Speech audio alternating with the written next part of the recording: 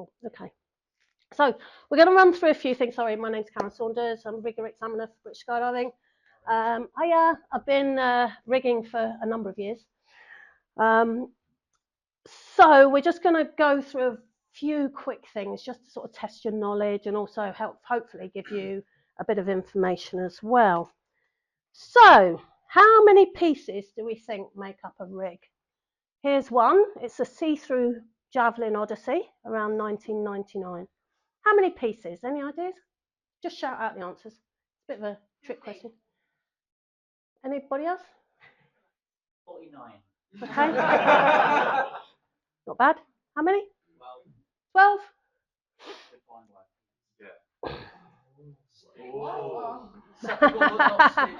392 pieces. That includes pieces of thread bindings, grommets, etc., but it doesn't include the canopies. So 392 pieces to make a rig.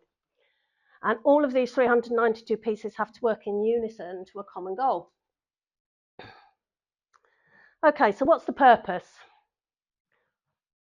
There we go. Safely hold parachutes in the bags.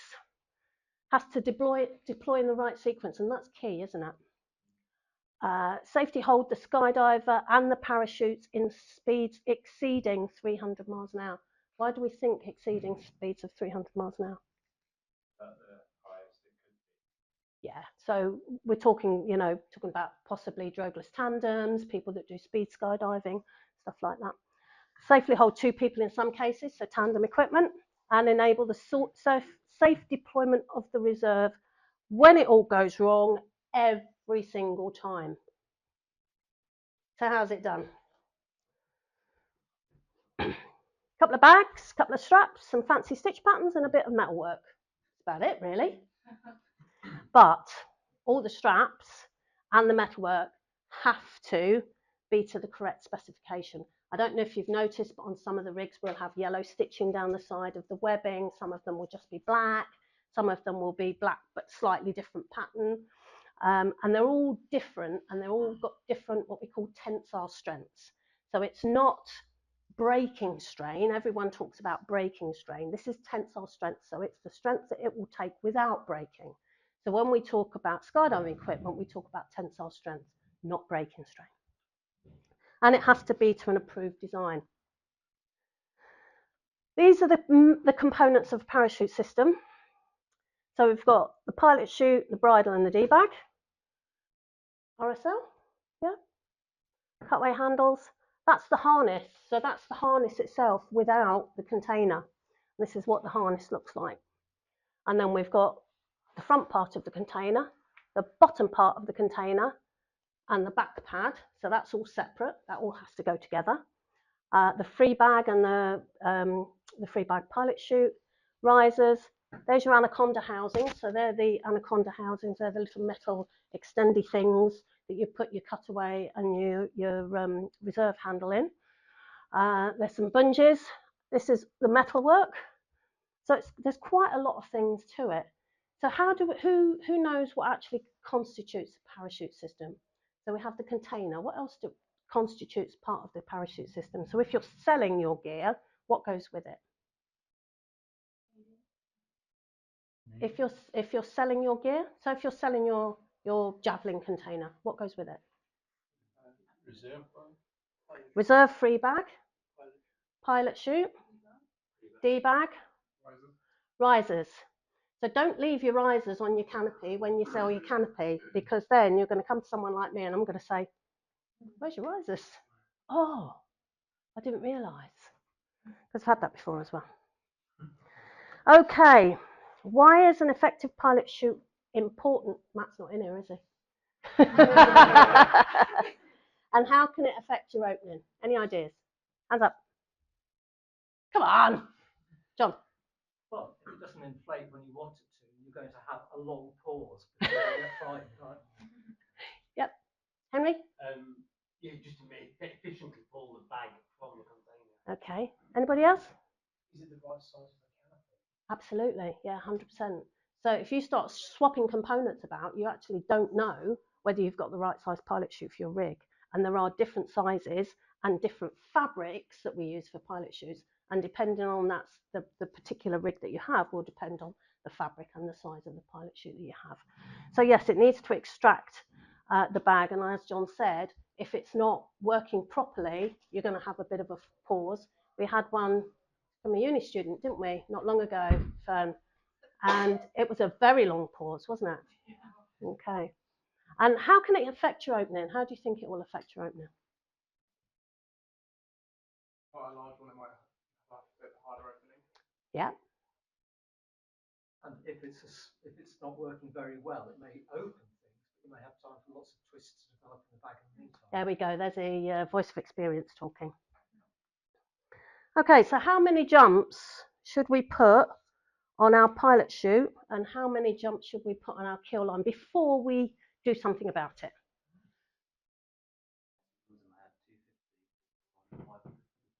Anybody else? So you said 500. Doing something about it. One of the things you can do is to look at it and see what state it's in. Well, there you go. So look at it and see what state it's in. But what, you know, if we're just talking about, oh, I don't really know what I'm looking at, and I think I've done 50 jumps on my kit, or I've done 1,000 jumps on my kit, because it's usually the case. People come to me and they go, oh, don't know what's happening with my openings, but they're blooming horrible. And I say, how many jumps have you put on your pilot chute? Oh, well, I've got about 1,000 jumps on my rig. So 300 jumps on a pilot chute. This is what we're recommending now, and this is a consensus of opinion from manufacturers and riggers. And surprisingly, only 100 jumps on your keel line. So why would we change our keel line? Do you know anything about keel lines? Anything about? John does. Hmm? It's not collapsing your pilot chute at the end of the deployment sequence. Not necessarily collapsing it. It doesn't open it fully. So the fabric that we use, and we're going on to lines in a minute, but the fabric that we use for keel lines is called Spectra line, and it shrinks over time. So you keep on pulling your keel line, keep pulling it and keep pulling it and keep pulling it, and all of a sudden it doesn't cock properly. So, and that can affect your opening, and that can give you a very long delay, as John said. Okay, so lots of different types of deployment bags, bungees, semi-stowless, completely stowless with lots of magnets. Tail pocket, anybody know what a tail pocket is? You do, don't you? Go on. I was going to say for like an RAF. No. So tail pocket is something that we use on crew kit, and it's used on base kit. And it's a while ago, we used to just pop them in the bottom of the container, didn't we, John? So that's called free stowing, put it in the bottom of the container. And then we have 4D RDS system, if anybody knows what that is. I know there are a couple of people in here that will know what that is. So that's a removable deployment system. So it's where your pilot chute and your bag, once you've deployed, you'll be able to pull it in and shove it down your jumpsuit. So it's what these crazy swoopers use. So what do we check? Bungees. I don't know how many times when I do a repack, I look at the bungees and they're about this long, because you keep on pulling them, and you keep on pulling them, keep on pulling them. Good bungees are essential for a good opening. Okay, so even if they look, they're all right, yeah, they're fine. I had this the other day with packers over there. Oh no, the bungees are fine. They're not broken. No, but they're about 10 times longer than they actually should be. And it was affecting openings. So the Beckett's, anybody know what a Beckett is? Rigger talk here. The Beckett's are the little black loops that you put your bungees on, all right? They do get damaged fairly easily. The stitching comes undone and they break. So just check the condition of those. And the grommets on your D-bag as well. If you've got anything sharp on your grommets, and I see it all the time, people pick up their rig and they walk back to the hangar and their bag and their pilot chute's dragging on the floor. And if you drag your bag on the floor, then you will find that your Beckett's will get scuffed, your grommets will get scuffed, they'll get sharp, and then you'll start having broken bungees and even worse, damage to your lines. Okay, so I keep getting this, and it drives me mad, drives me absolutely insane. Oh, it's a closet queen. I always get, it's a closet queen. It's been sat in a closet for I don't know how long. The problem with stuff that's sat in a closet is you actually have to know the history behind that. And so somebody will bring me a rig and they'll say, oh, you know, this is great, it's a closet queen. Had one the other day, bought a rig, oh, bought my reserves, great, absolutely great.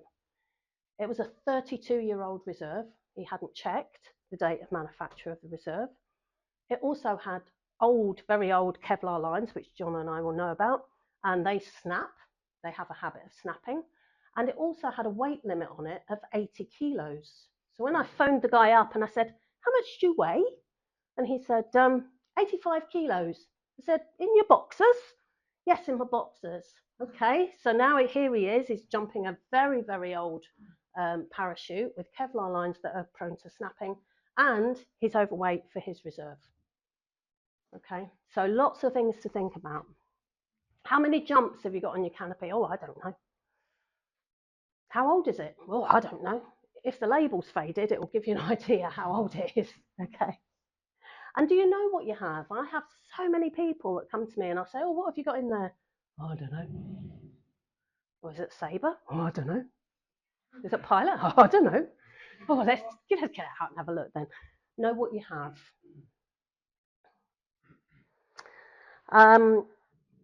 This is a bit of technical talk, but I thought I'd throw it in. So shapes of canopies are determined by, Ali's not here, is he? Ali has a thing about elliptical and semi-elliptical canopies. By the view from the top. So if you're looking down on a canopy, that is called the planform. And they come in these different types. So we've got a regular, semi-elliptical and elliptical, and then we have the high performance human planform over there, which is what these mad sweepers use. And it's important because if you buy your closet queen and you say, oh, I've got this great canopy and it's brilliant, you might end up with a fully elliptical canopy that you can't handle. So you need to know what you've got.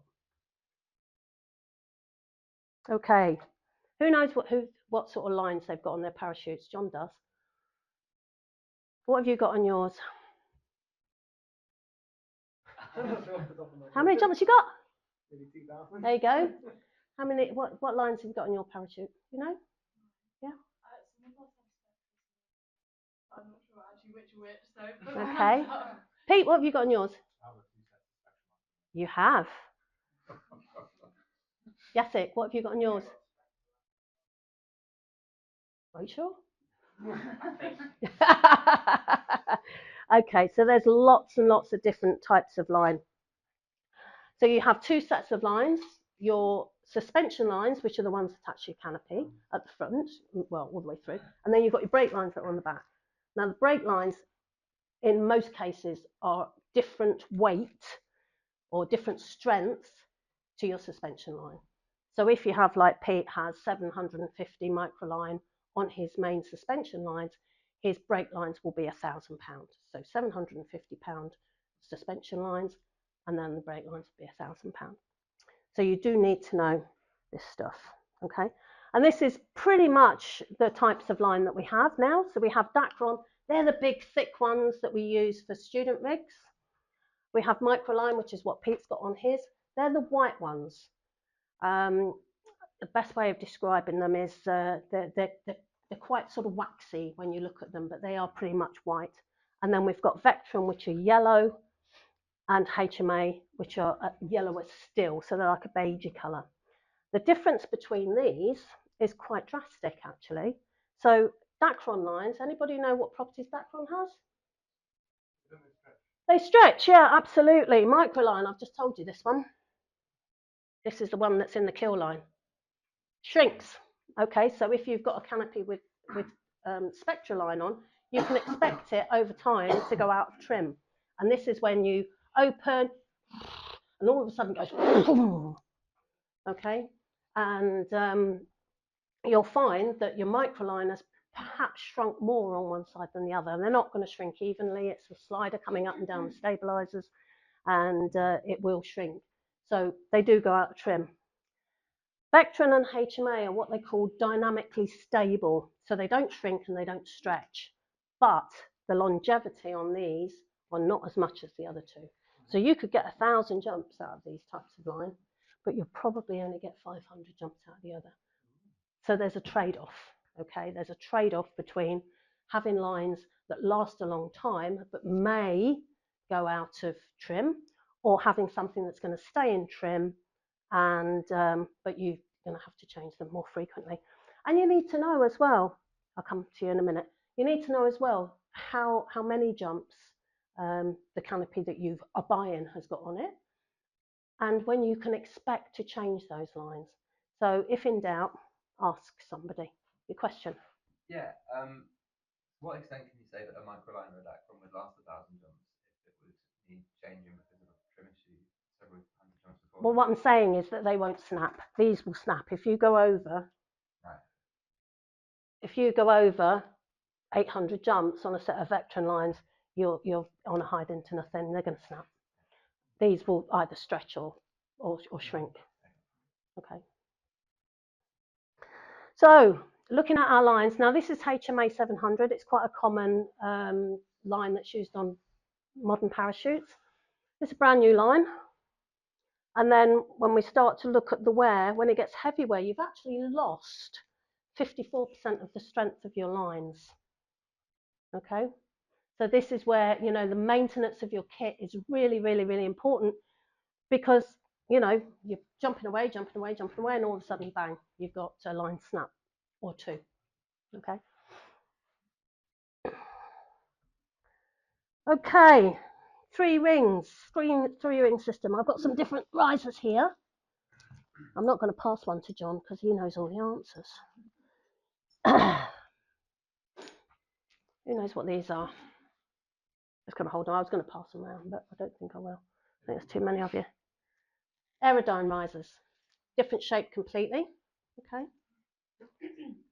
What about these ones? These are a bit weird, aren't they? So that's how they go. That's right, Parachutes de France. John will know that because you used to have a PDF.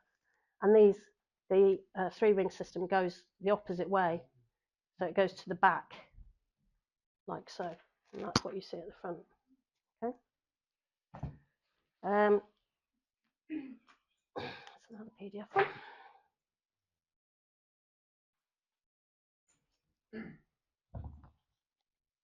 This was a set of risers that had a very hard opening. Okay, and it's literally ripped them apart. And then we've got another old set of risers here. This is where we get back to our closet queens again. Okay, do they look the same as these? They look the same?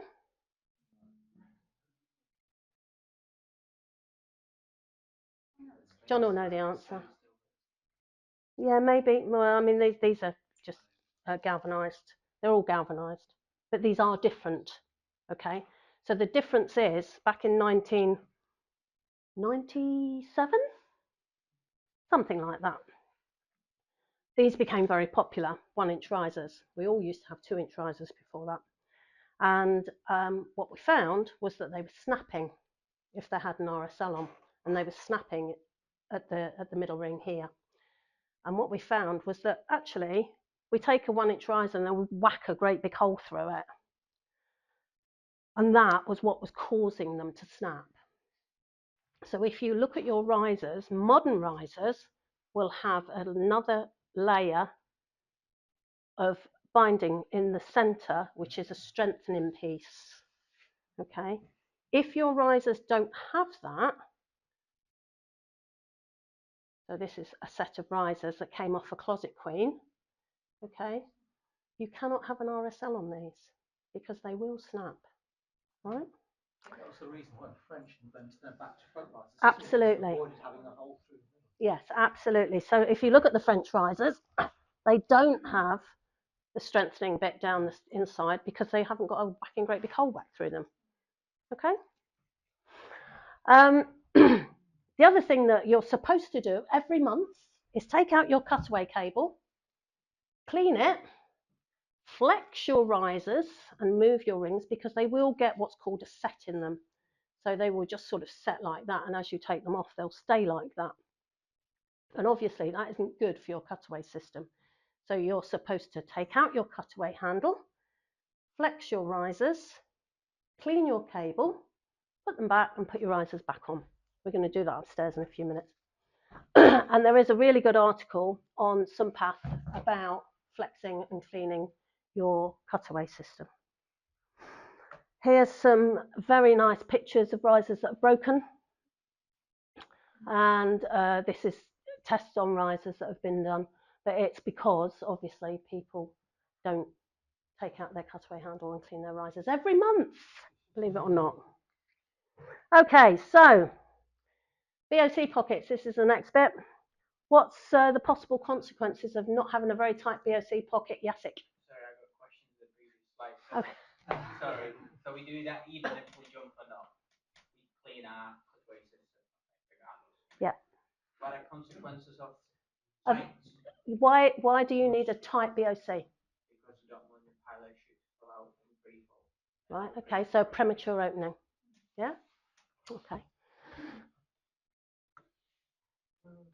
So this is somebody that's been on the step of a 182 and his pilot chute came out of the pocket and he ended up just missing the tail of the plane. And this is a plane that's been brought down by somebody who had their pilot chute come out while they're hanging on the outside of the airplane, and it ended up over the tail of the plane.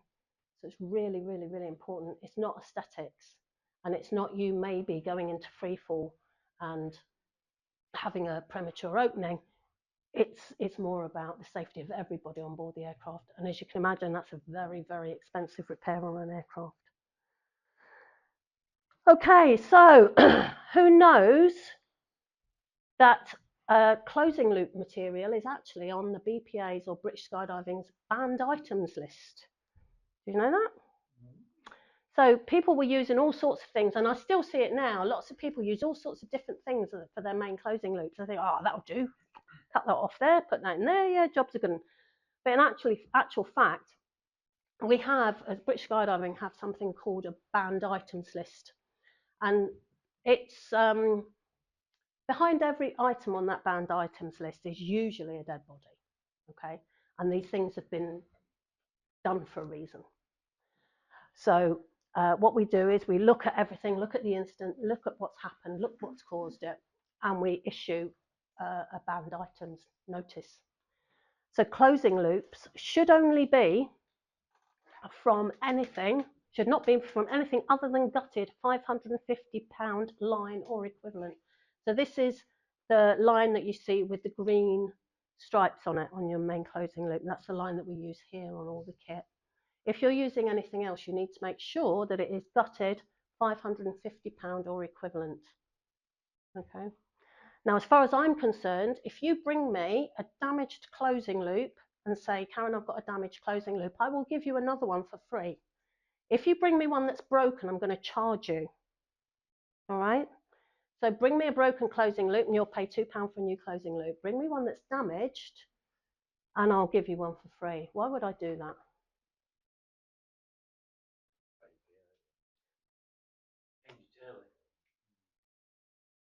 So if somebody's saying to you, or if you're saying to somebody, do I need to change this? What do you think the answer is going to be? Yes. Exactly. Okay, so regular maintenance. You send your kit in for service. We call it an inspection and repack every 6 months. You should, once per month, take out your cutaway and service your three-ring, disconnect the RSL, release the cutaway, flex the risers, clean the cables, reinsert it correctly, which we're going to do upstairs, change the bungees and main closing loop. As of April of this year, we are going to be changing the way we pack reserves here, and we are going to be giving a minimum level of service, which will mean that we will change all your bungees for you and we will change your main closing loop and we will inspect the entire system, which we do now anyway. The nice thing about here is that all of us guys work together, so you can be assured that every time you give somebody here your rig, we will check your main for you. All right, it's not our responsibility at the moment, but we will check your main for you and the deployment system, obviously. Log the jump numbers on your Canopy, especially your 9. So if you are going to buy a new kit, you know, and you get somebody like me to look at it and say, oh, roughly about 800 jumps or roughly about 500 jumps, make a note of that and then add up the jumps that you've got on it, because that will give you a good indication of when you need to change your lines. Regularly check your pilot chute, and if you're not sure, ask. Okay, so that's me done.